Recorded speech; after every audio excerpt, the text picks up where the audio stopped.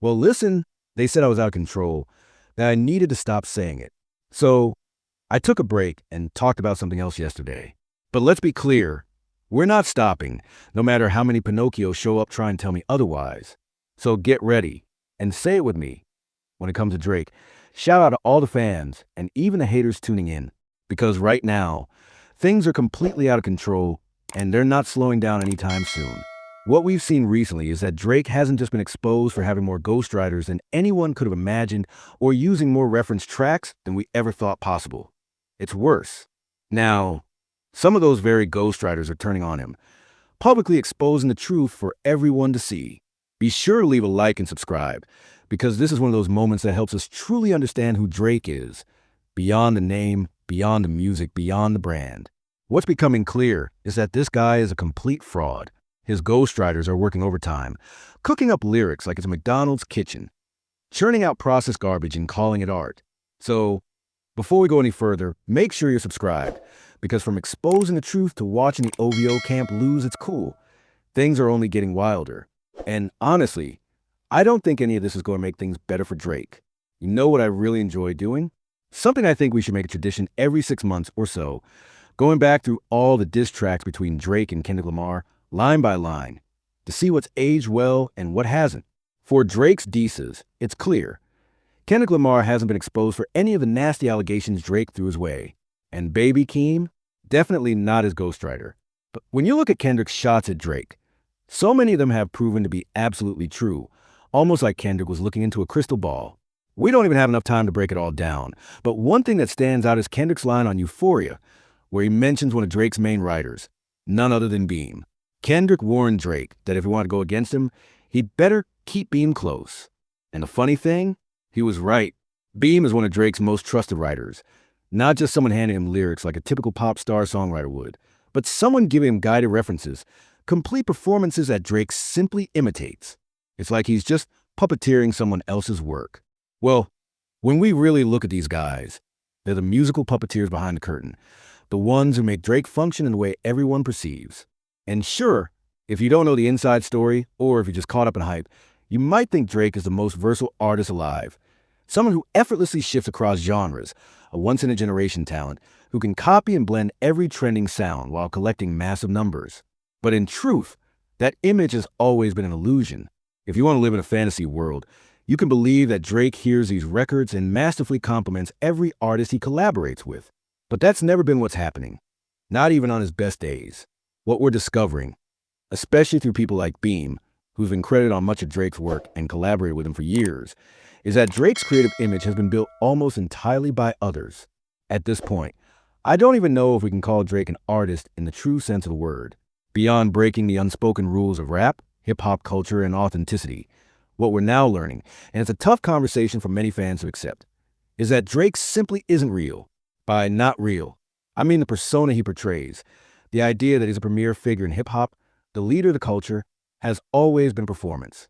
Drake is, at his core, an actor, and that might sound harsh or even funny. But when you look back at Kendrick Lamar's Euphoria, that line hits harder than ever. Drake is just performing songs that others have written, arranged, and refined. Songs created by artists who genuinely understand the culture and sounds he tries to imitate. And this brings us to Beam, the point where everything starts to unravel.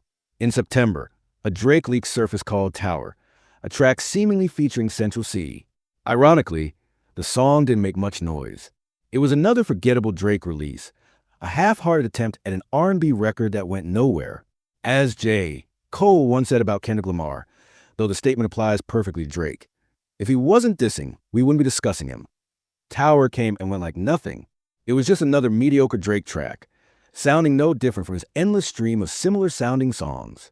But things got interesting on the morning of October 18th, when Beam's producer unexpectedly released a reference track for Tower, the same song we'd already heard from Drake and Central C. And shockingly, it was a beat-for-beat copy, straight from Beam himself. Of course, anyone familiar with how the OVO chain of command operates knows exactly what that means. And we all know Beam didn't take anything from Drake, especially when you listen to how effortlessly Beam glides over the record and outperforms him by miles. On top of that, Beam is a credited writer with a long history of working closely with Drake. So let's be absolutely clear. There's no question about who borrowed from whom. Drake took the reference, not the other way around. Now, there's a lot to unpack here. Even with the tracks Drake hasn't officially released, the ones he's been quietly working on since the beef, it's obvious he's still scrambling for help from writers. Despite everything that happened, and even after trying to prove something through that lawsuit, Drake hasn't shown the slightest effort to regain artistic integrity or dignity as a rapper.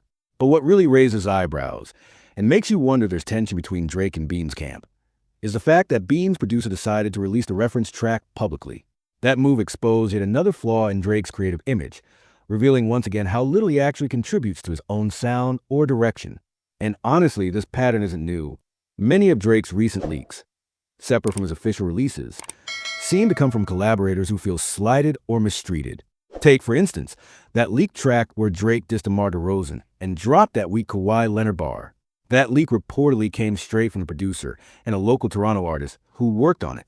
Now, these latest leaks, more so than a random Cash Cobain or Lil Yachty reference track slipping out, provide concrete proof of where Drake's songs truly originate.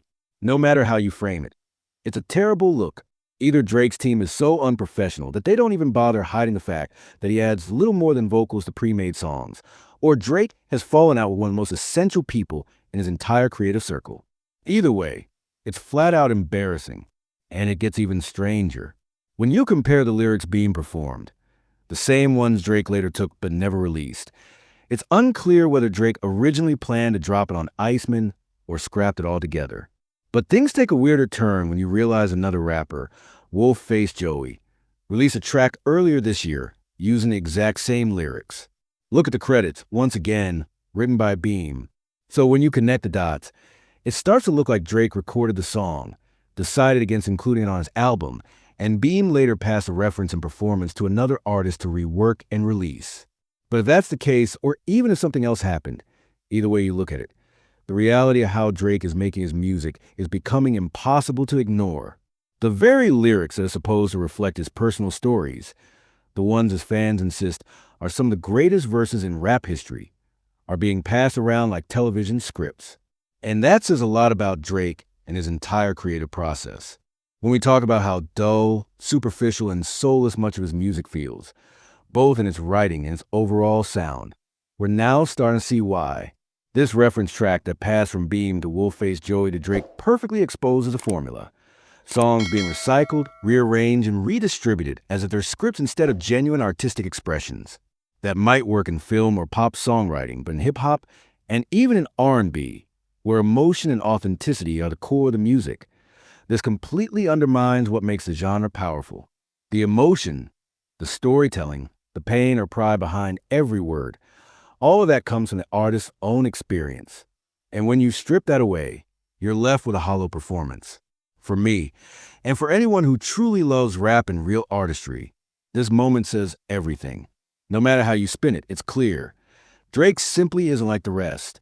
This isn't about a gotcha moment or petty back and forth drama. It's about the fundamental truth of how he approaches music and storytelling. Beam's involvement makes that truth even clearer. He's not just credited here and there. He's a key ghostwriter who shaped entire sections of Drake's sound, even though Drake rarely acknowledges how much writing others do for him. Listen closely to how Beam performs. His delivery, his rhythm, his melodic structure. They become deeply embedded in Drake's recent style, and Kendrick Lamar clearly noticed that. It's why he singled out Beam specifically instead of any other Drake collaborator. You can hear Beam's fingerprints all over Drake's recent For All the Dogs era. Tracks like No Face and What Did I Miss carry that same rhythm, cadence, and melodic pocket, the same patterns Beam pioneered. Drake tries to emulate them, but the result feels lifeless, music without soul or flavor. Overall, while there's still a lot of uncertainty surrounding the situation, like why Beam's producer decided to release the reference track, whether that means there's tension between Beam and Drake, or what exactly has happened with the song itself, especially considering its lyrics were already used on another track, one thing is clear. If Beam and Drake have fallen out, it could seriously disrupt everything Drake's been working on. At the very least, this could delay his upcoming material by another 6 months, on top of the setback caused by the lawsuit and everything that came with it. But even more important than the timing is what this entire situation reveals about Drake's place in hip-hop today. What fans, and especially hip-hop fans, need to recognize is that this is exactly why Drake keeps being pushed further and further away from the core of the culture. It all comes down to a simple truth. When you look at how the song was passed around and reused by multiple artists, it proves more clearly than ever that Drake isn't really a rapper. He's not even a genuine artist in the traditional sense. He contributes almost nothing to the melodies, songwriting, or storytelling that define his music. And if we go back to Kendrick Lamar's Euphoria, which in hindsight feels like a prophetic moment, Kendrick already laid all this out. One of the things people overlooked during that entire beef was how Kendrick never actually addressed Drake like a true rapper. Instead, he spoke to him for what he really is, something we now see with perfect clarity. From the opening lines of Euphoria, where Kendrick describes a famous actor we once knew looking paranoid and spiraling, to the part where he says he prefers Drake when he sings rather than when he acts tough, Kendrick would draw a line between two roles Drake plays, the performer and the persona. That word, act, isn't accidental. Kendrick was pointing out that Drake's entire career is built on performance, that he's not living hip-hop, but acting it. And the more you think about it, the clearer it becomes. Drake started out as an actor on Degrassi, and now, all these years later, he's still playing a role, just on a bigger stage. It's no coincidence that toward the end of their feud, Kendrick stopped calling him Drake altogether and began addressing him by his real name, Aubrey. That was intentional.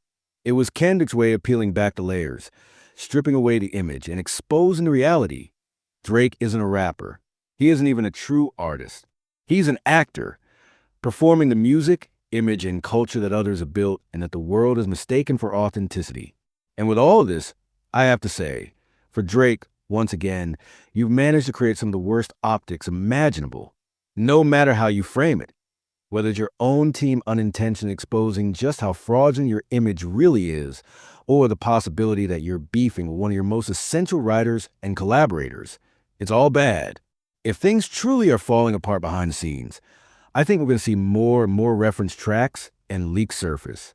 And the more that happens, the clearer the pattern becomes.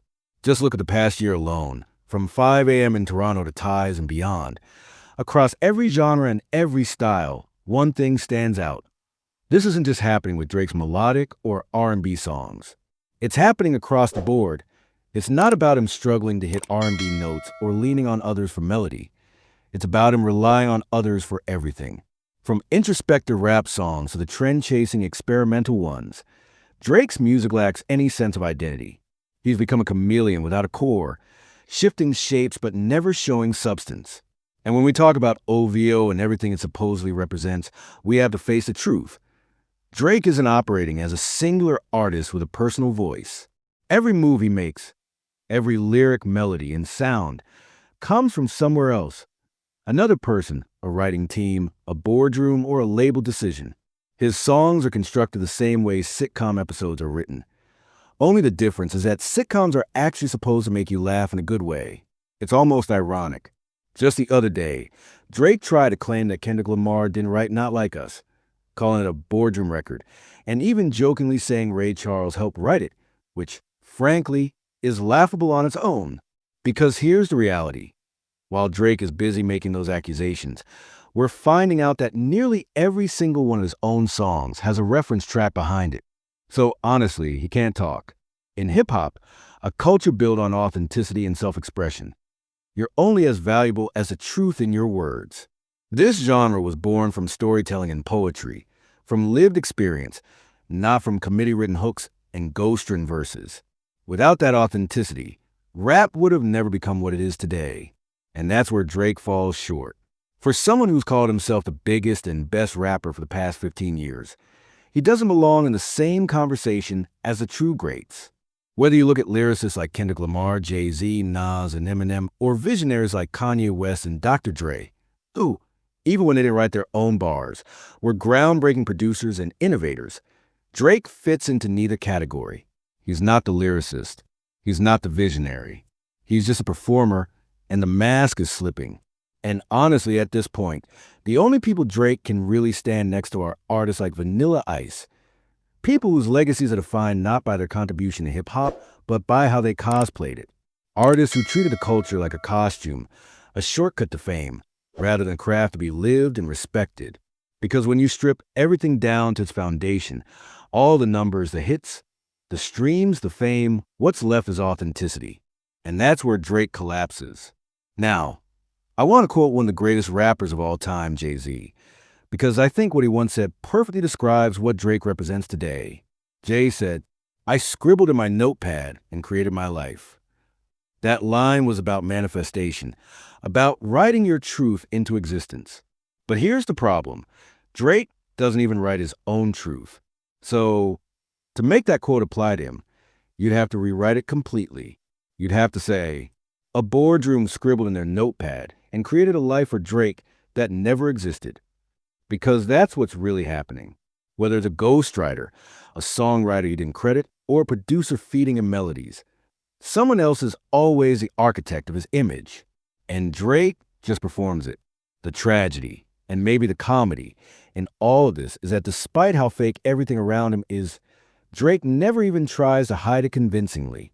No matter how tough he acts, how gangster he pretends to be, or how emotionally deep he tries to sound, at the end of the day, he's still Jimmy Brooks from Degrassi, the same character he played on TV, a character pretending to be something he's not. So yeah, that's where we're at. Another reference track, another layer of the facade peeled back, another reminder that the so-called biggest rapper in the world might be the fakest artist hip-hop's ever seen. Anyway, that's all I've got for today. Let me know what you think about this new leak and what it says about Drake's career. And while you're at it, tell me if you think there's any way he can come back from this, or if this is finally the moment where the mask completely falls off. If you made it to the end, thank you for tuning in. Don't forget to like, subscribe, and check out my last video where I broke down how Tyler, the creator, is shaking up the industry in a way no one saw coming. Trust me, that one's worth the watch.